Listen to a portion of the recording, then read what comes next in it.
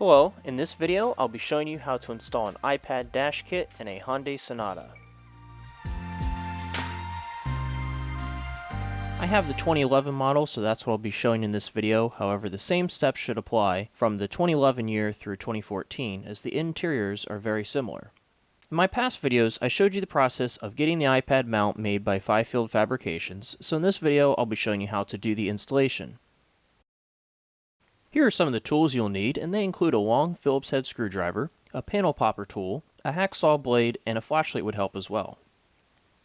For the first part of the install, you can check out this video by another user who shows the process of removing the factory stereo unit. I'll be covering this very briefly, but focusing on the additional steps you'll need to do, such as relocating the factory AC controls to make the iPad fit. So let's get started. First, you'll need to remove these two silver side pieces. Just give them a pull in the upwards direction towards you. Next, remove these two screws, and then you'll need a flat tool to pop the clips around the edges of the top piece, and as you can see, it will come loose. Just be careful, as there'll be some wires that are still attached to the kit that you'll need to remove. Now, remove all these screws so we can get that factory deck out of there.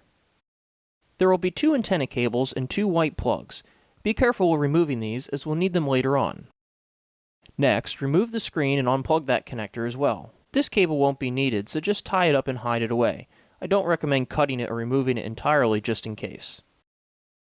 At this point, I recommend getting your new head unit out and testing that everything works.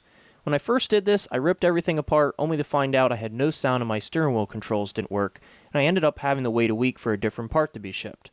I'll link to that video so you can learn more about what it took to get that working. Now, we're going to remove the storage pocket. Undo these top screws, and then the side pieces can be moved out of the way. Unfortunately, they aren't easily removable, and you don't want to break them off, so just be patient, as you'll need to hold them back with one hand while undoing some of the screws behind them with the other hand. Once you've undone all those screws, you should be able to pull the pocket right out. At this point, you should have everything removed, and you'll want to check the depth of your new deck.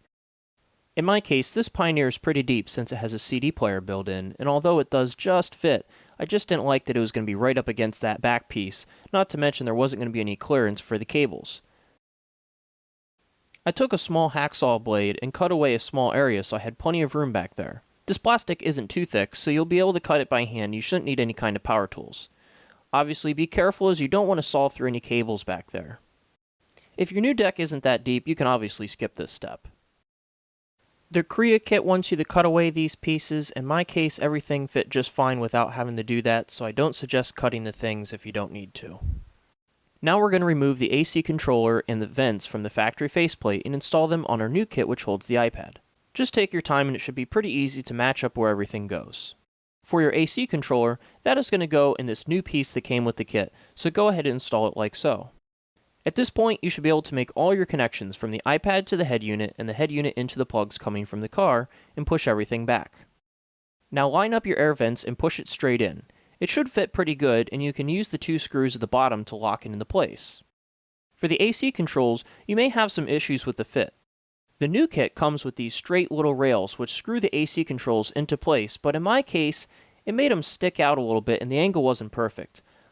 I'm actually in the process of making a new rail, which will recess it back a little bit better, and I'll cover that process in another video, but for now we'll just screw it in with the pieces that it came with. If you follow the directions that came with the kit from Korea, they'll want you to start cutting away some of your OEM pieces.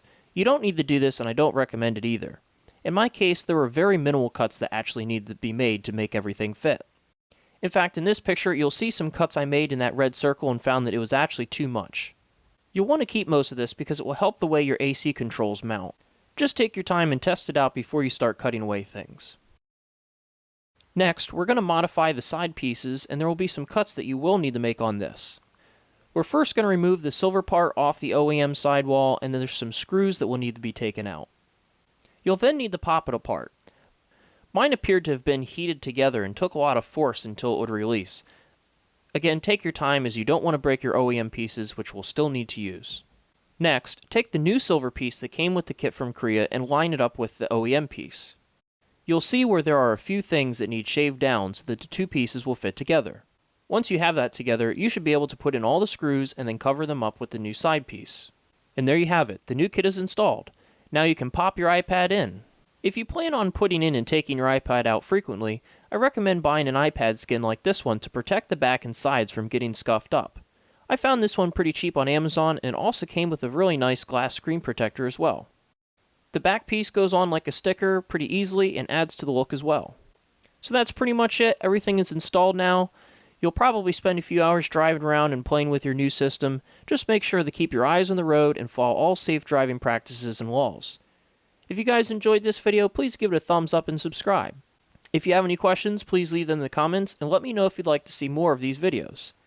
If there's enough interest, I'll make some more videos on some of the apps that I found that work pretty well in the car, as well as some tweaks that I've made over the past few months to help get things like making the font sizes bigger, some gesture shortcuts, etc. to make the experience even better. Thanks for watching.